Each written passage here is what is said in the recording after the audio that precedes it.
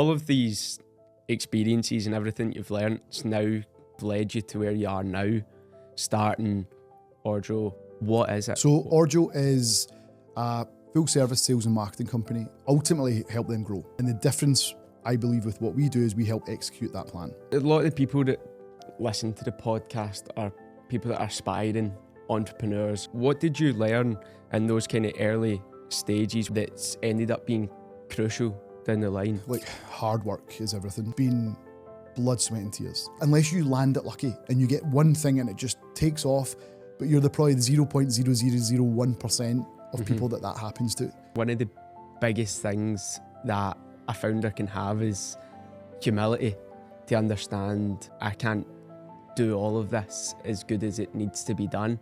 And it's important you bring people in that are better at certain things than you are. Not having an ego that you have to be good at everything. Like, I know where my strengths are. Like, fast forward into where you are now, working with clients all around the world, some massive companies. What sort of bits of advice or things to consider would you suggest? I've always been very clear that without clients, without adding value to clients, there is just no business. So you've got to be client first. Having that very open, honest and transparent relationship with clients, good or bad, is critical. The thing that we are always looking for in a client is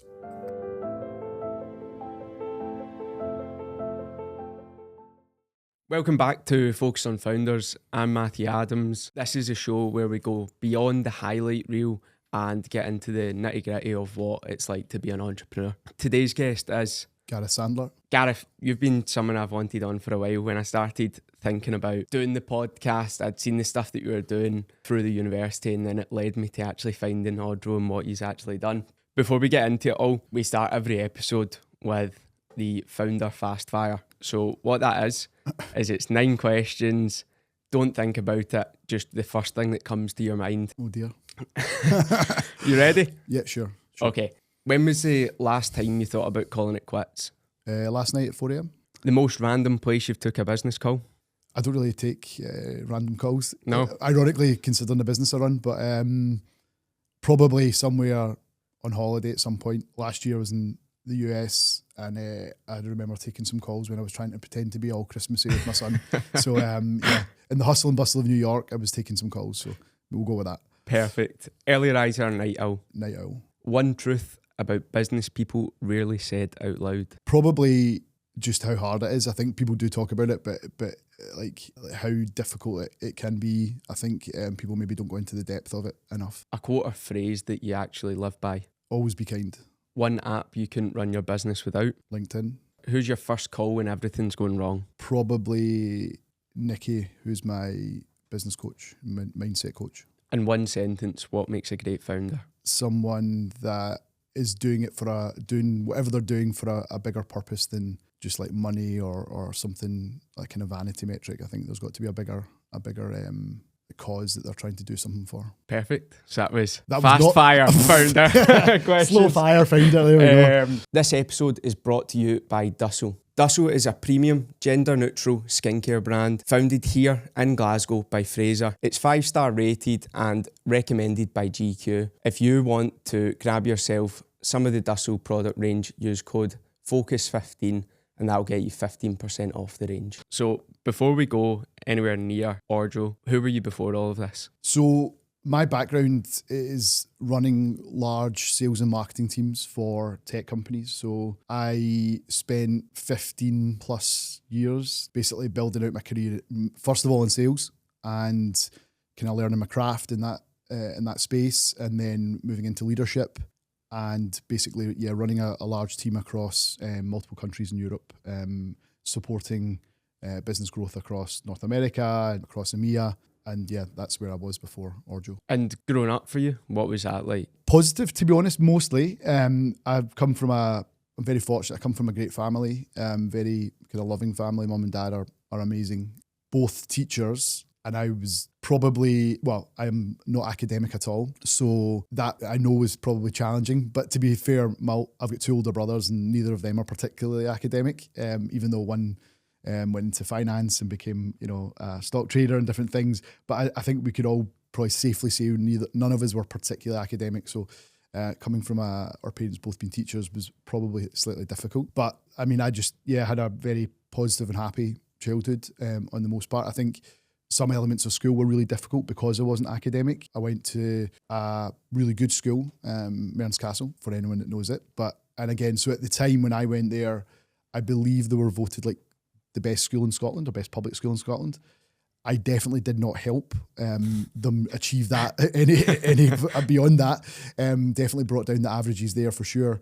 But it was great friends. Still, some of my closest friends in the world are from my school days. So largely really, really positive and happy childhood. You mentioned there that you weren't necessarily the most academic in terms of your grades or what that kind of looked like. Do you think, looking at the picture now and the path that your career took, that was as a result of not being very academic, or do you think that those sort of things weren't relevant? I think it's definitely played a part. I mean, I definitely probably had a bit of a chip on my shoulder. I'm sure I still do to this day.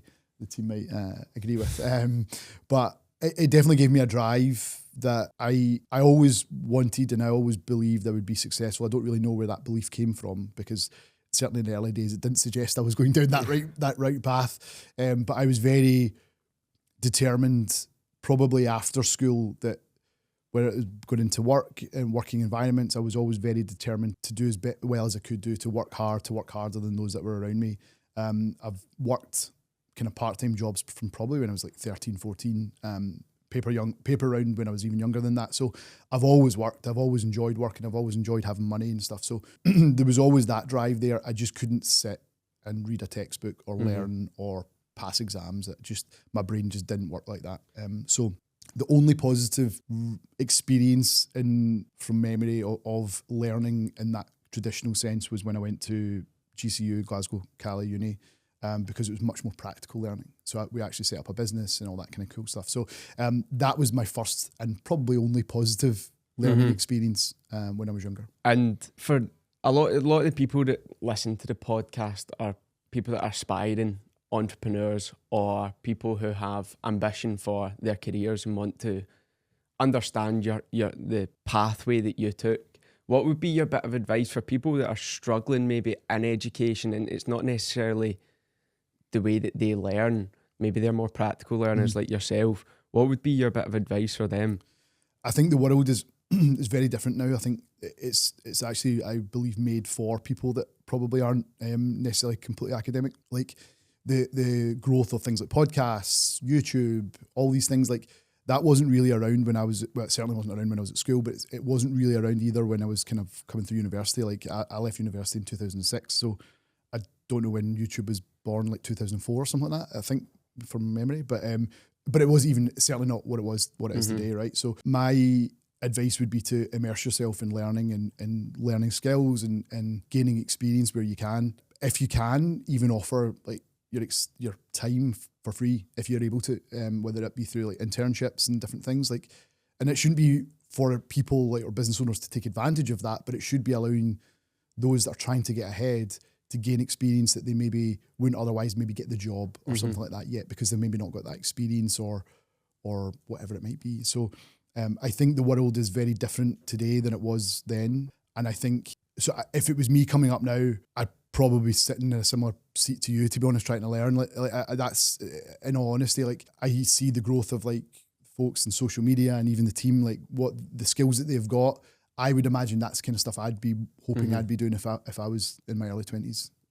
Perfect. And did you imagine back then that you would be running a business now? I bizarrely always felt that I was going to be successful, and as I said earlier on, I don't really know where that came from. I think when I was at school, and I remember going to like party, like those who know me best know I like to party and have a laugh and different things. Like, but it was the same even when I was at school. Like me and my friends would go to the parties, like the private schools and stuff. And for me, that was like the eye opener. Like you go to parties in like White Craigs and stuff, right? And you just see these houses and they're absolutely ridiculous. But you're like, wow, okay, so this is how the other half really live. And that, to be honest, opened my eyes a lot to what was possible and what was out there. Prior to that, I probably hadn't ever really seen it before. Not bad, it was just hadn't ever been exposed. So I think when I started to see that, I was always like, oh, right, how do I get to that point? Like, what do I need to do to get to that point? And I think like it's all about, especially when you're young, it's about trying stuff and seeing what you like and what you don't like. I think people often, and I probably was in the position, I probably did it when I was younger as well, over worry about, oh, I'm not on the right path yet, or I'm not doing the right stuff yet, or I'm going to be left behind. And like reality, like I'm 39, I'm 40 next month, and I'm happy where we are now, and I probably kind of hoped I would be where I am, but probably my early 20s, that maybe didn't look achievable. So there was a lot of learning and development that happened in that kind of 20 years between like early 20s to where we are now. So like, and as I say, it was all about trying stuff, put myself into positions that I believed I could be successful, but I didn't know for sure. Put myself in situations that I was nervous about and worried about. But that's how you learn. That's how you develop. And you either like, you usually either do really well or you do like shit. And like, there's a good opportunity to learn from both of those outcomes. And as long as you can surround yourself with the right people at that time and try and make the best decision you can with the information you have at the time, then you kind of just got to trust that things will take care of itself. Trust the process. That's it. And it can be, when you're in the moment, when you're in your early 20s and stuff, that can be really hard. And I do have pretty vivid memories of being frustrated probably at times. And even like probably a lot of my career, I was frustrated, like maybe at the pace that it was going, and I always wanted more. And that's probably the entrepreneur that was in me rather than fitting the mold of working in a company. That was probably the challenge I had. Yeah. And you touched on there talking about like learning, and obviously as you go through your career and as you go through school and stuff, you're constantly learning.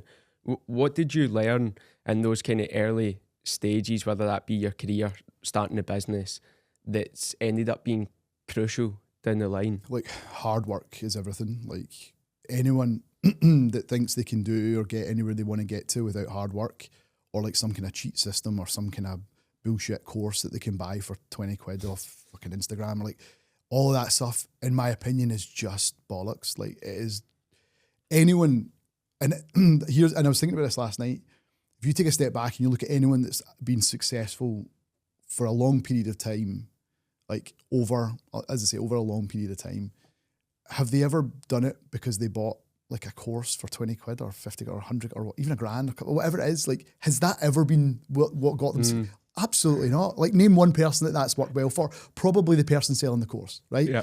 So I've got a lot of good friends that have businesses. I've got a lot of good friends that have done incredibly well financially, and it's been blood, sweat and tears. Like there is no other outcome unless you land it lucky and you get one thing and it just takes off, but you're probably the 0.0001% of people that happens to. Everyone else, it's the hard work, it's the dedication, it's the stressing at night, it's the not sleeping, it's the working at the weekends, it's the 12 to 14, 15 hour days. That is what it takes, in my opinion, to be successful. And people might argue that that's not the case, but I would always like to see their track record. Yeah, I love that. And I think all of these experiences and everything you've learned now kind of led you to where you are now, starting ORRJO. And I think it's quite a good point just now to explain for anyone that doesn't know what you do. What is it? Yeah, so ORRJO is a full service sales and marketing company. We work with companies globally. So we've got clients in the US, Canada, across the UK, Europe and the Middle East. And we ultimately help them grow. Every client that we work with is slightly different in what they're looking for, which can be frustrating at times. There's no, unfortunately, a silver bullet that just one size fits all. It's just not the way it works. So our job is to really understand their business, to really kind of analyze what they're doing really well, where their gaps are, and we build out a strategic plan. And the difference, I believe, with what we do is we help execute that plan. There are lots of sales marketing companies out there, so it's not that the idea isn't, I guess, new, and I think that's something that's absolutely okay in business. But the way in which you execute your idea has to be unique and it has to be different. And I think that's what's separated us a lot from like competition. Not that we actually really consider or think about competition at all. Like, we really don't. Thankfully, it's never something that comes up like, oh, we're up against someone else. We genuinely internally never think about that or talk about that. It's either it's us or whatever, you know. We've got that kind of, we've built that, I guess, strength internally that's how we think and that's how we operate. We just do not think about competition. And I think over my career we've used lots of different types of agencies globally, and some good and some really bad. And that allowed us to understand like where typically the gaps are, and we try and fill them. We work with lots of different types of companies, heavily within tech and software. Just that's where my background is. But we do have clients that are in recruitment, professional services, finance, security, all different walks of life. And ultimately, the thing that we are always looking for in a client is how ambitious are they to grow? If companies are like saying the right things but not actually showing it, then they're probably not the right fit for us. And again, that's okay. So that's a bit ORRJO. And if they aren't matching what they are saying and doing, is that a case of we won't work with you? It's not going to be the right fit for us? Yeah, absolutely. You know, we're in my belief, you know, in the term I always use with clients is like we're all big boys and girls. Like at the end of the day, if something's not the right fit, we're better to shake hands as friends and walk away, because sometimes it just doesn't work. Sometimes there's not the right alignment, and that could be from various. That it could be that there's a misalignment with the team that we're working with and they maybe don't want to work with us, or there could be a belief that their product or service is absolutely incredible, but actually when you take it to market, it's maybe not quite as good as they think it is, and some of that can be tough, you know. And I think those conversations can be difficult, but we're well versed in having them. And I think having that very open, honest and transparent relationship with clients, good or bad, is critical, and that is what hopefully allows us to have, I think, a good reputation, even with the clients that we decide to separate and to go separate ways. That it's just life. Like it just is. Like, you know, you look at anything, you know, whatever, like train, like if you buy Nike or Adidas, whatever, like there's sometimes like, why are you not always going Nike, or why, you know, there's sometimes you just don't always buy the same product or service. It's just the way it is. So I think one of the things that I've probably built over the last year or two, which I didn't have at the beginning, is trying to have that emotional disconnect to it. I was often it was almost like it was a personal thing to why is this on me? And I was really, and it was never really about that, but that's at the time the way I felt. So I had a lot of work to do on myself to try and to develop those skills. As I say, my background historically has always been in new business sales, and that's probably where the business has grown quickly, because I'm able to, that's what I do, that's what I love to do. That's where I'm probably I don't know what you want to call it, like what people call it these days, like flow state or something like that. That's new business sales is that. I love that environment. Working and managing and dealing with clients and stuff, that's still new to me. So that's still something I'm working on and developing. And I appreciate the patience that our clients have with me sometimes. So, but also we've got an amazing team. Obviously, we've got Sean and Lucy here today, who are heavily involved with the client work. We've also got Mel, who's our director of operations, who really takes a lot of that client work away from me because she's just so much better at it than I am. So I think that's an important thing as well. Once you're able to recruit team members and different things, it's important you bring people in that are better at certain things than you are. And not having an ego that you have to be good at everything. Like, I know where my strengths are, and it's not always that bit. So, and I think that's like one of the biggest things that a founder can have is humility to understand, you know, I can't do all of this as good as it needs to be done, and bringing the right people together to make things happen. I think touching on what you said maybe at the start of that there was, you don't take on every client, it has to be the right fit for you. What I think is really interesting, if we go back to the start when you first started this,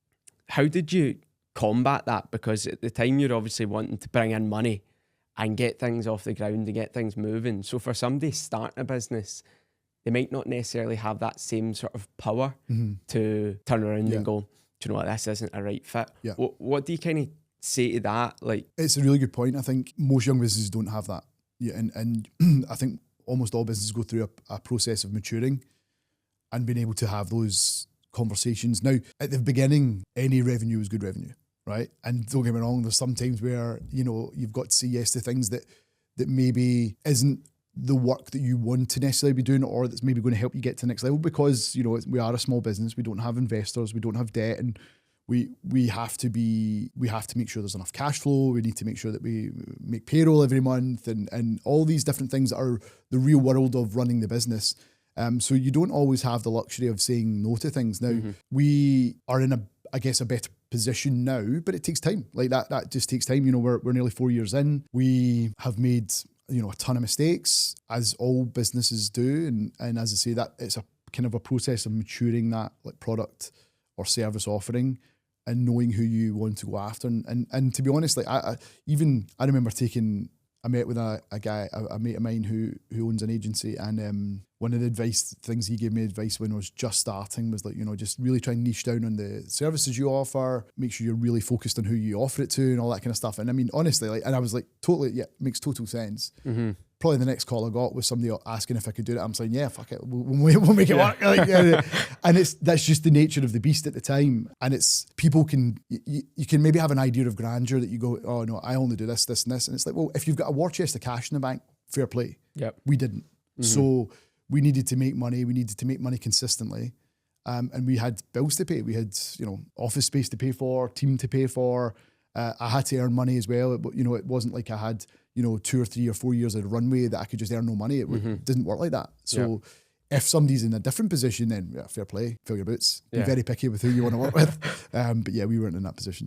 And when you're obviously looking back at the start, what were the first actions that you took to start everything? Just really kind of going back to basics and trying to almost hunt out opportunities.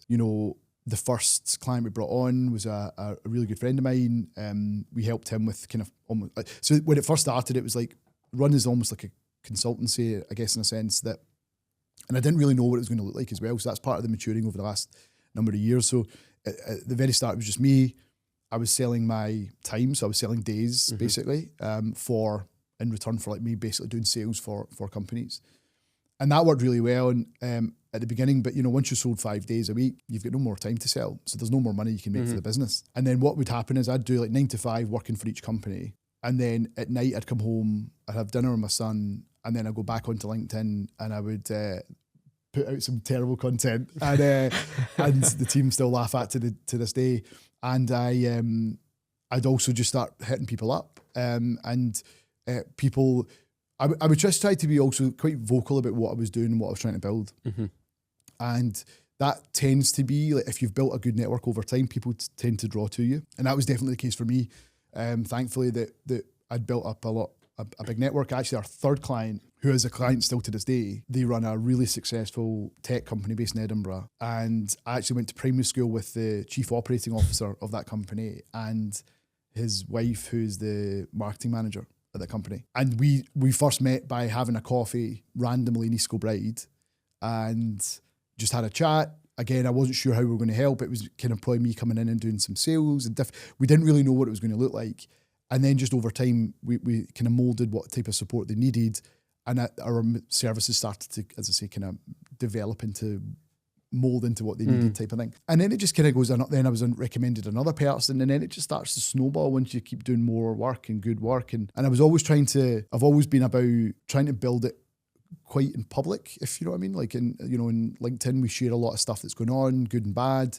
We try to share obviously what's happening inside the office and the culture. And I think that's helped really pull people to us as well and keen to work with us. Interesting, I was saying to the guys on the way down here, I was at a networking event last night, which I don't normally go to be honest, which is maybe why I didn't sleep very well. But I wasn't drinking. But and a couple of the people came up and they're like, oh, we absolutely love your content. And we've had that a lot now, which is amazing, to be honest, because obviously we believe that we're doing amazing stuff and Lucy really leads the charge on that. And I think we love what we do. And I think that really comes across in the content. It's very authentic. There's nothing, if you came and sat in our office, you would feel it's the same thing, right? There's no bullshit. And I think that's what people are getting pulled to, because there's so much nonsense out there. There's so much people trying to pretend to be something they're not, or renting a Lamborghini to sit on it to take a picture, and you're like, fucking hell, lads, and there's just so much nonsense, right? And I just think that for me, that's nothing about it. I want to be really clear about how difficult this can be and how, this is really hard. So it's, for people that are potentially going to be listening, if they're thinking about starting a business or they're in a business right now, it is really hard. And I'm not saying that as a badge of honor. It's it's more of a warning. It's careful what you fucking wish for. Yeah. Brilliant. What I always really like to think out, you started that yourself, essentially almost freelancing, 9 to 5, selling your days. How did you manage to find the time and organise stuff so that you were building something and you were looking forward, but also managing to get the work that had to be done as well. Yeah. It really hard. Like it was, I mean, literally I'd be up at 6:30, 7 a.m, breakfast, out the door, straight to, like, I was renting like a small office, or not an office, sorry, a desk in the Collective out in the East End of Glasgow. So I was renting a desk there. And so I go out there, and the two clients I was working with at the time, actually, they were based there as well. So it made that a little bit easier. But you were also like, there was eyes on. So, you know, and to be fair, the work that I was doing, like, I was totally committed to it because I really wanted them to be successful. Because also, like, I've always been very clear that without clients, without adding value to clients, there's no fucking business. There is just no business. So you've got to be client first, right? I've always been really, really clear about that. But then I'd come home, as I said, have dinner, and then I would go back onto my laptop and I'd just start thinking, like you say, about thinking forward, about like what's next, where's next, what we're trying to do, what we're trying to achieve. And I'd probably had the kind of minds, because I was used to running big teams, I had the mindset of what it could be and would be way before it was anything. And it was just an absolute slog for the first 3 or 4 months, especially. Like, that was, I remember actually, I'd been working like every single day, and then at the weekends I'd be doing all of this as well. I'd go and sit in a coffee shop in the West End and just have about 20 coffees and just hitting out with ideas and like try to message folk and all that kind of stuff, creating crap content and try to put it out.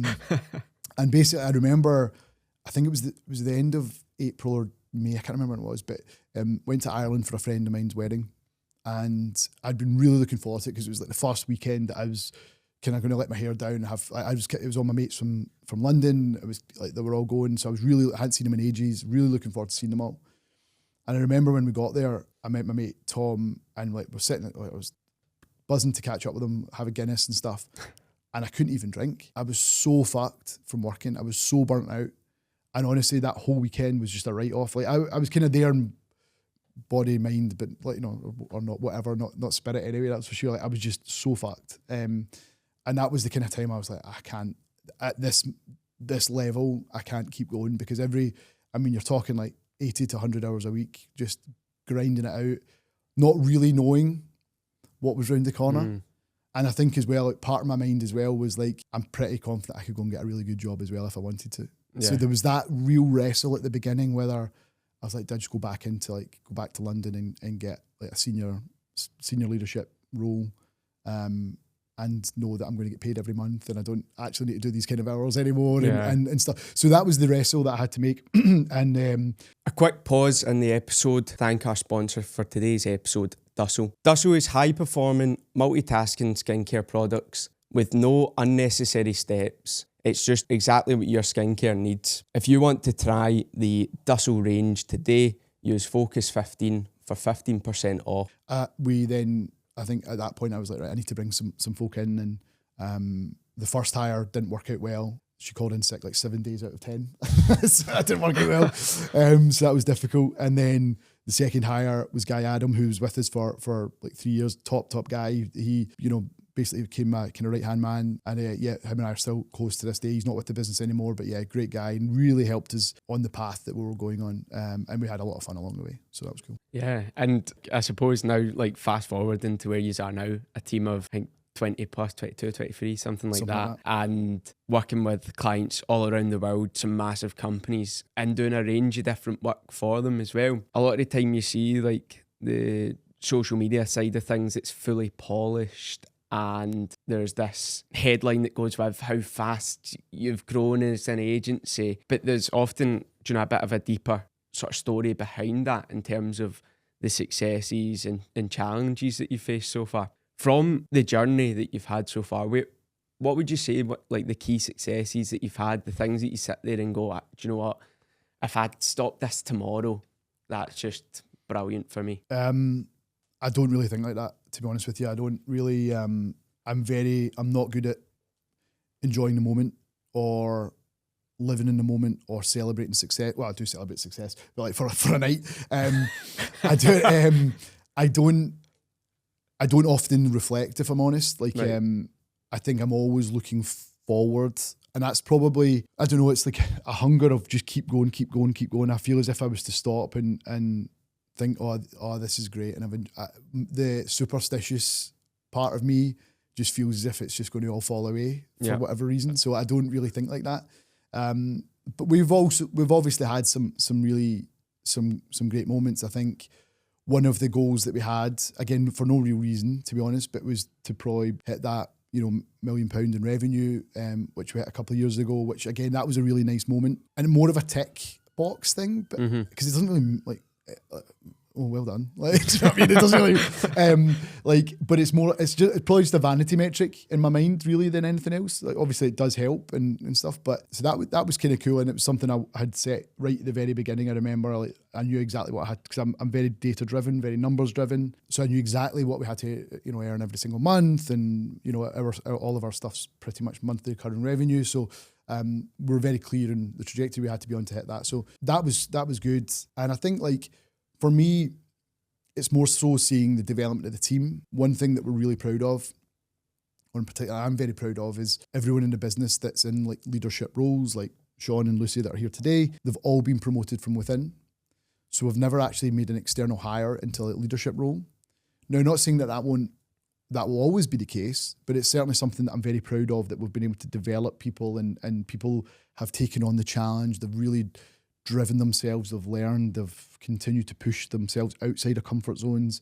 And I think the bit that I'm proud of probably is that we've created an environment that people can make mistakes, that they can learn from it, they can, adjust, and, it's a very open environment in that sense. It's not like, maybe back in the day where, people would be getting killed for this kind of stuff. It's just not like that. And I say that it's like 10 years ago, even when I was at companies that you get destroyed for it. So, I think that stuff that I'm really proud of is seeing the team really develop and progress in their career. And what I love the most actually is like if I'm on holiday and stuff, like before I'd be so worried and stressed, but they're actually better without me there. I just cause distraction, to be honest. So that's a really nice moment. And then in terms of challenges, like we've had like tons, you name it, like we've had loads. So, and some of the obvious ones for small businesses, is often around like money and cash flow and stuff that can often be difficult. People paying late is really difficult. Like one thing I really pride myself on is paying people either on time or early, right? And it doesn't matter the size of the business, like even if it's a big company or whatever, we pay on time or early. Unfortunately, that's not the way it always is and stuff. So that can be difficult at times. But yeah, that's kind of getting easier, obviously, as the more time we've got to build up the kind of the cash in the bank and all that kind of stuff. But and then even just this year we had some real challenges around. We had companies have to like pause because of like Trump tariffs and things like that. Like, I mean, who would have known that Trump would have impacted us in our business? But he did. And that wiped out a lot of revenue from us, which was difficult. We had to put a recruitment freeze on and we had to make some changes internally and different things, but it's probably the slap we needed, maybe. I think we'd maybe had a run that we hadn't maybe been hit with that kind of stuff, and it prepared us for the next phase, and we learned a lot from it. We could have just melted and done nothing, but we grabbed it by the scruff of the neck, and I think we turned it into a real positive outcome for us, and we learned a lot, as I say. So, and the team were unbelievable. It was like we had to crank up a lot of things in terms of what we do as a business. We had to do it for ourselves, which we had never really done that much of before. Like we had to increase obviously the content, the social. We started doing outbound sales, which we'd never really done before, which is ironic because that's what we do. But and then we built up this unbelievable pipeline. And then you fast forward to like Q3 that's just gone, and we just started closing like deal after deal. And we closed more business in Q3 last year than we did probably in the first few years combined. So we're in a much better position now. We're continuing on that, and that's the thing we're looking now in 2026 to be much more clear in how we're going to grow. We've built the systems, we've built the process, so it's now about laying the foundation so that we can scale more effectively, that when we bring on clients, that they all have an amazing experience and they're all looked after in the right way, nobody's left behind. And that's the bit that we're really investing in right now. And the reality is, certainly at until this point, and probably for the next year or two, almost all the money gets invested back in, almost all of it. So, we're investing that back into the team, into systems, into upgrading lots of things. And to nights out and stuff, that's important. We just came back from Dublin there as well, so we're probably still a little bit jaded. Guinnesses. Yeah, unbelievable. Well, Sean didn't have a Guinness though. Sean was the only one that had a cider, so just get that on camera. A terrible Guinness in Glasgow airport, and then a good one over in Oh yeah, in and Ireland. I don't really. I've stopped drinking lager, and it's only really drink Guinness. This is really bad. So only drink Guinness, red wine, and vodka. It's anyway. Let's Purely for health move on reasons. from the booze. Yeah. Yeah, I think from what it sounds like is you don't often praise yourself or reflect on what you've achieved yourself, but in fact pass that on to the people supporting you. I've seen a lot of the content on your social channels, and it's like, I don't know the guy's name, but some dude going and ringing the bell because he got his first deal over the line. It was Charlie, wasn't it? Yeah. Charlie, and shout out to him for closing his first deal. But why do you think that's the way that you think in terms of like, or at least it seems like that, where you pass over like that was you, like well done, or why do I not take it for myself? well, in terms of laying the foundations and building to the part that allowed for you to bring people on, you don't necessarily think about that. You don't necessarily reflect on that.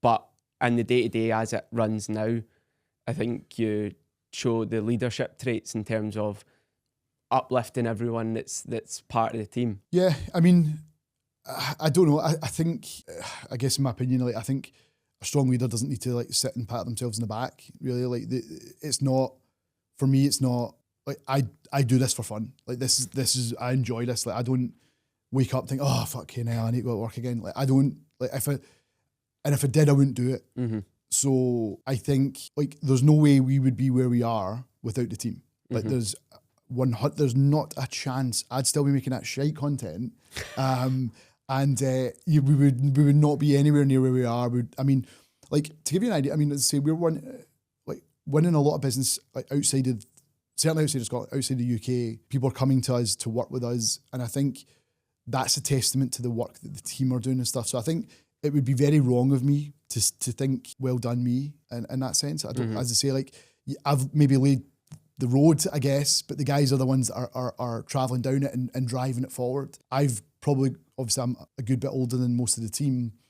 So my job is really to set out where the vision is and where we're going and help them along the way to get there. And as I say, like, I don't know, I've just never really been the kind of person that sits and like, oh yeah, great job, Gareth, well done, mate. Like, or reflects. What a wanker. Like, do you know what I mean? Like, I just don't believe it. Like, I mean, you see some people, I think the strongest leaders, in my opinion, are ones that recognise that it's not really me that's done it. Really, like, yes, I've helped enable stuff and bring people along and help maybe support and develop, but without them, I wouldn't be where I am. So it is for them. So do you know what I mean? So like that, as I say, I think I couldn't think any other different way. I just don't think it's not in me. And when it comes to recruitment, you mentioned before that the first hire wasn't necessarily a good one.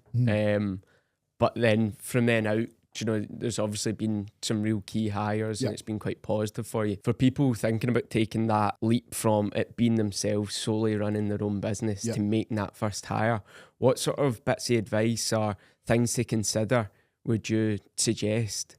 I guess thinking about, I would take a step back and think about like what you're trying to build and like what kind of environment and culture you're going to have or you already have. Like, I don't think you need to think about culture when you've got 10, 15, 20 people, right? Culture should be, even when it's just yourself, like how do you hold yourself? What kind of environment do you create when you have people around or even folk maybe helping from a freelance perspective or whatever it might be? So it doesn't have to all be wait until you have a full-time employee. I think, I don't know, I watch a lot of podcasts and even I saw a couple of Glasgow ones actually, and people talk about, oh, it's so hard to recruit right now, it's so hard to, well, I don't necessarily believe that. I think that's probably more in the environment that they've created, that people don't really want to be there.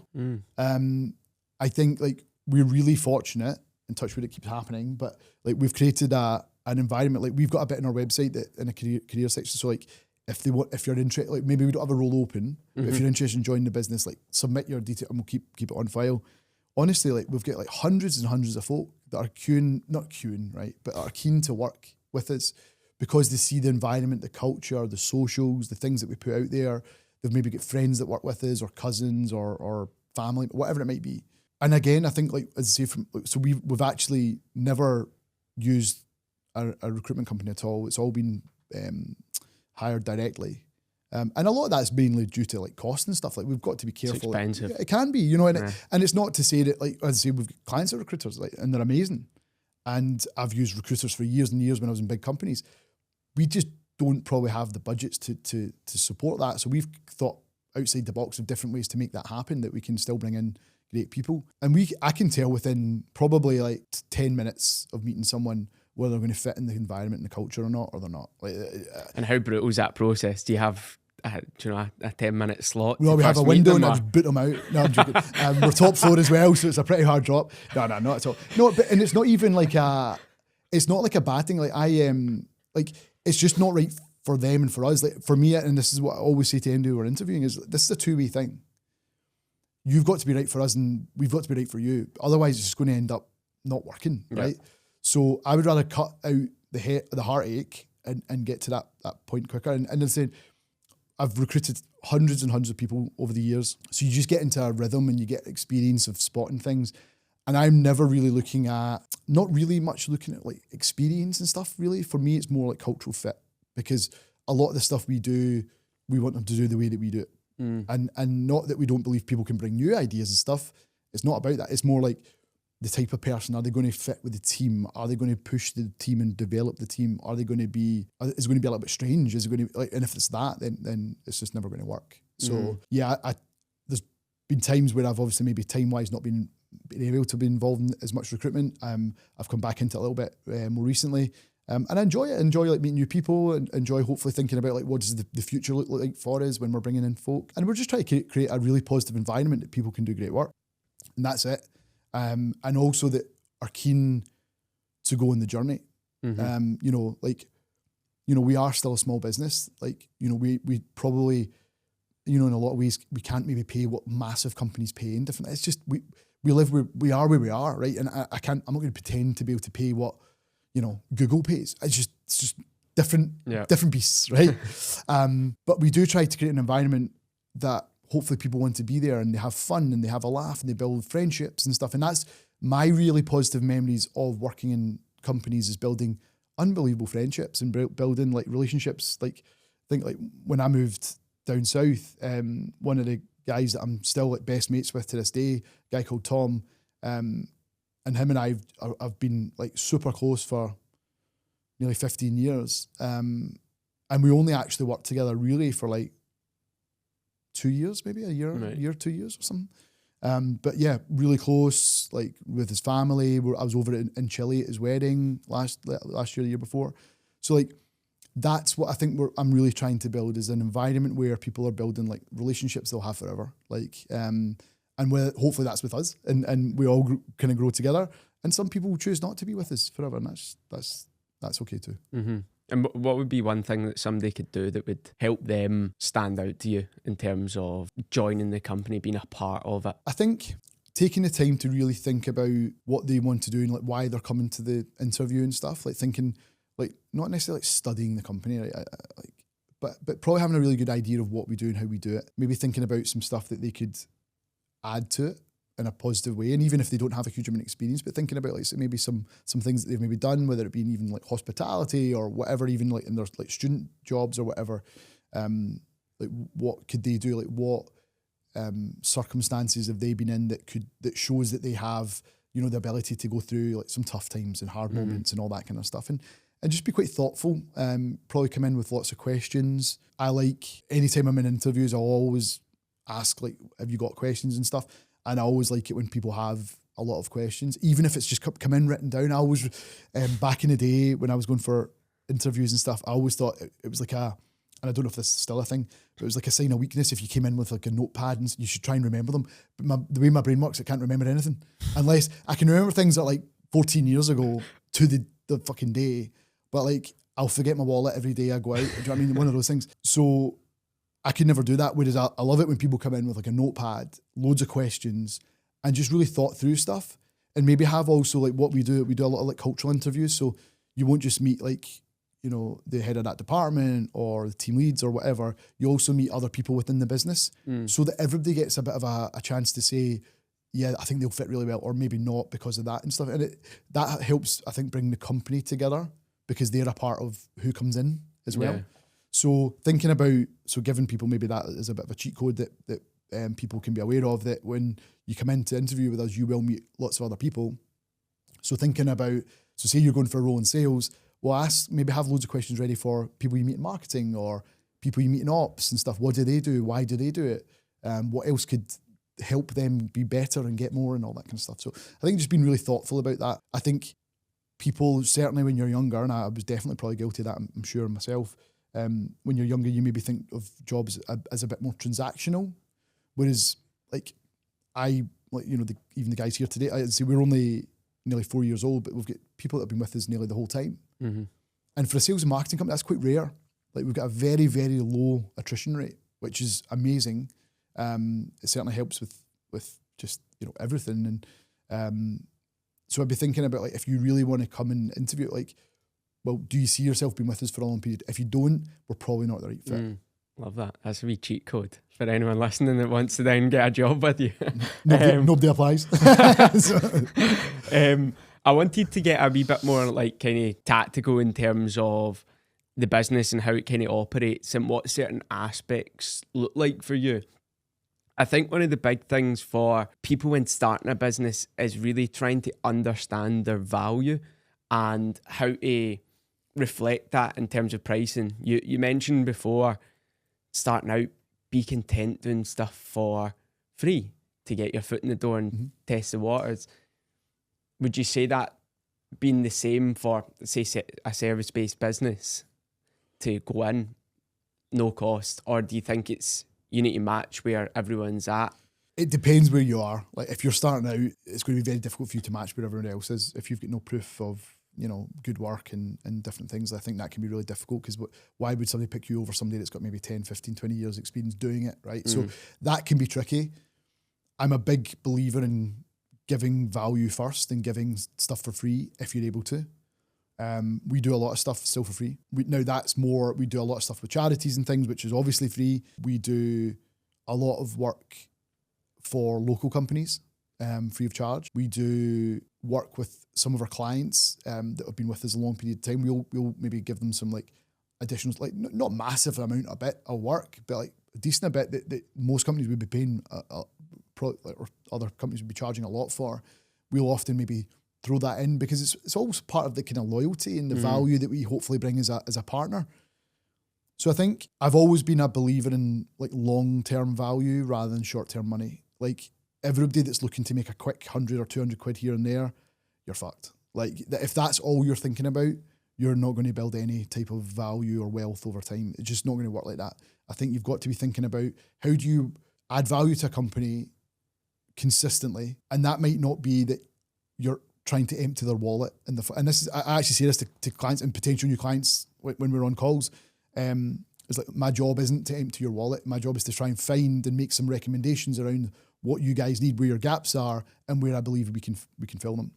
And I think we're very open, we're very transparent with all of that stuff. So I think that really helps. But I think if you're trying to build out your, social proof or case studies and all that kind of stuff, go and do free stuff, especially if it's things like that. It just takes your time. Do it maybe outside of your working hours or whatever it might be. Like, is that going to be more work for you? Yeah, absolutely. But you're trying to build something here, right? So, and then you've got more maybe say it's content. You've got more for the portfolio and stuff, and that's what we did. We've done events for companies for free. We've done loads of stuff. Even yesterday, I was meeting with somebody. And it just kind of came to me and I had an idea and I was like, actually, I think we should do this for you. And usually we would probably charge thousands a month for it. And I'm like, no, actually, I want to test this. And it's about like, because if we test something for free and it fucking works, then guess what? We can offer it to someone else. No, and but we know it works. So we've got the proof points. We've got the data that supports why there's value to invest in it. So I think that's really important. It's like, because otherwise, everyone, if you don't have proof points and data behind anything, it's just a punt. Yeah. And people don't like just taking punts unless they know you really, really well. Yeah. And that's, ultimately at the start, when we started, a lot of people were taking punts on me because they knew me. But to scale the business to a level that we wanted to get to, it can't be built on people taking punts. It has to be built on track record, referrals, case studies, video, all that stuff. Yeah. It's interesting. And when a company maybe approaches you and is needing help with their sort of pipeline, for example, what's the sort of first things that you would look at or consider? So obviously we'll have a call with them, understand like where they feel their gaps are. Then typically we'll do like an audit or a review of where they are today. And then we'll make some strategic recommendations on how we can get them to the next level or to build value. Is every company that we work with is so different in what they actually require. I think the challenge often is that people want the outcome really quickly, but to get to the outcome is actually a huge amount of work at the top, at the other end of it. So what we mainly do and specialize in is lead generation, content creation, and social media. And all of that is to build top of funnel opportunities to build pipeline. But what everybody really wants is the revenue out the other end of it, right? But you can't get one without the other, especially in today's world. So what we try to do is a full assessment of where they are in terms of their content, in terms of their social, in terms of what they're doing in terms of lead generation, their conversions and all that kind of good stuff. So we try to dig into all of that, and then we make recommendations based on getting to that outcome that they want to get to. And then it's up to them what budgets they've got to invest in it. And then we kind of find a place that works. And I think like there is no one size fits all, as I've mentioned a few times. So we try to make, I think, really fair recommendations based on, we're not trying to empty their wallet. We're trying to work with them for 1, 2, 3, 4, 5 years. Like that's our plan, is not to have like a client for a month. That's, if somebody just wants a month of support, we're definitely not the right company. We wouldn't even bring that on. Okay. But if somebody wants to work long term and build out something that's going to be like a engine, then we're definitely the right ones for that. Okay, cool. Now, moving on to a different section that we do. We do a section where it's called Community Questions. So part of Focus on Founders and what it is I'm developing a community of business owners who want to support each other and probably don't really want to have the facade that they need to pretend that they know everything. So a place where things are open to be shared. And they essentially send me questions based on the guest that they know that's coming on, and they fire some in. That's then supplemented by me going out at the weekend, down the street of Glasgow with my mic and asking people, just passers-by, questions as well. So in terms of starting off here, what is your top tip for improving brand awareness? I think putting out more like thoughtful content. I think not just like a high volume of content, but more thoughtful content. Like what, again, I think all when it comes to building brand or a business or whatever you want to call it, you've got to really think about like what you're trying to achieve overall. Like what's the vision, what's the goal? And I think work to that and almost reverse engineer to get to that point, rather than thinking like what's going to get me noticed today. It's like, no, it's building it for the long term, in my opinion. So I think, creating more thoughtful content, looking at trends and stuff. These guys are much more tactical than I am at this stuff. For me, I look more at like the kind of strategic level stuff, looking at from a kind of company standpoint and what we're trying to come across as, what we're trying to achieve. And I think as well, I'd be always just trying to be really authentic, because if you're not, it comes across. So if you're trying to be something that you're not, then that will just destroy your brand anyway. Yeah. It's a good one. I think that answer, the person that asked that, I think that will help them a lot, because that's something that they're kind of really going through, trying to understand at the moment. You touched on earlier on that you're still figuring certain things out and still learning every day. What do you feel like you're still figuring out? What does that look like? Everything. Like you never get to a point, I don't think anyway, and certainly from what I read, that you're like, oh, figured out. It's all done. Because you're always hit by something else. You're always hit like with another bit of turbulence along the way. Like I think the bits that we're now really kind of preparing ourselves for scale. So that's probably the bit that we are now like spending a lot of time thinking about, like what foundations need to be in place, like what people need to be in place, what systems need to be in place. So we're constantly looking and reviewing those elements to. So that's probably the bit where I am right now is thinking about that. So, I mean, don't get me wrong, we're still a startup in that sense, but like we're now preparing ourselves. Like we've got, you know, again, great clients. We understand like our core services. We understand who we work really well with and where we work well with them. We've got a good system of onboarding clients. So it's about how do we continue to do that at a larger scale. You know, we've got very ambitious goals over the next number of years, and to do that, we have to have the right foundations in place to do that. So that's the bit that I'm kind of constantly developing, learning myself. I'd listen to a lot of podcasts. I watch YouTube channels and different things, because I'm always trying to understand like what have people done before me and stuff. And yeah, I'm always keen to learn as much as I can. Apart from Focus on Founders, what's your top podcast recommendation? I love Modern Wisdom. Okay. I really like Founders podcast. So David Senra, is it Senra? I think it is. Yeah. So he basically reads like founders' autobiographies and stuff. Yeah. He's also now got another podcast where he actually now interviews a lot of these founders and CEOs. That's a really good one. That's really interesting because it goes more around like history's founders, like back 100, 200 years ago and all that. It's really, really interesting, that one.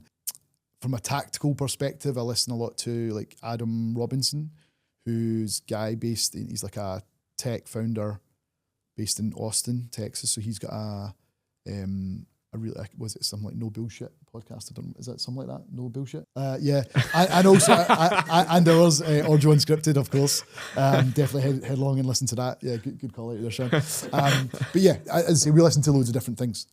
So it depends on what I'm actually trying to learn and develop. Like I've kind of found a number of different folk that, and I often actually a bit of optimism with Simon Sinek is really good as well.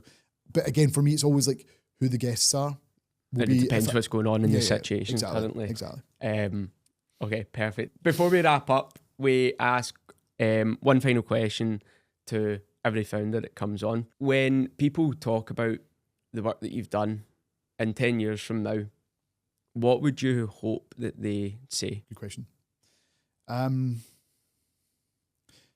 hope that they say that we added value. I think the one thing that is across like myself, the team, and the work that we do every day is we're obsessed about the client. Like we are obsessed about what else can we do? How else can we do it? How can we move the needle? How can we get them more? A lot of probably not every client is able to see that just with maybe they've never maybe even met us face to face, or they've never been in our office and stuff. So maybe they don't, hopefully they feel that in the way that we communicate and stuff. But that's something that I think is really important to me, that we've always put our best foot forward, because it doesn't always work out perfectly, right? That's just the nature of the beast. It's the nature of business. And certainly in service industry and stuff, it can just go like that. But I think what I'd always want people to know is that we gave it everything we could. And the phrase that we always use internally is like, we can sleep easy if we put our best foot forward. Like we always put our best foot forward to do what we can. And that to me is really important, because otherwise, like I would never want people to think, oh, they're just taking the money. Because I think a lot of companies do that. They just think about the short term and they just try and take every few quid that comes their way. And we just do not think like that. I would rather not grow the revenue if we were offering poor service. We have to get that piece absolutely bang on. So that's what I would want, is people to feel the value that we bring as a partner. Perfect. It's been an absolute pleasure. Thanks, Gareth, Thanks for coming on. If you want to continue following Gareth's journey or ORRJO's journey, check out their socials. They're absolutely everywhere. Hey, it's Fraser from Dussel here. Before you go, I just wanted to hop on and say a quick thank you. Thank you so much to Matthew and the Focus on Founders team for having Dussel as part of this journey. Dussel was built in Glasgow around the mission to protect your skin for life. And to me, what that means is small daily habits that actually make a difference when it comes to your overall skin health and will help you in the long run. If you want to find out more about Dussel, you can at dussel.com and use code FOCUS15 for a discount. Future you says thanks. Yeah, thanks again. Thank you very much.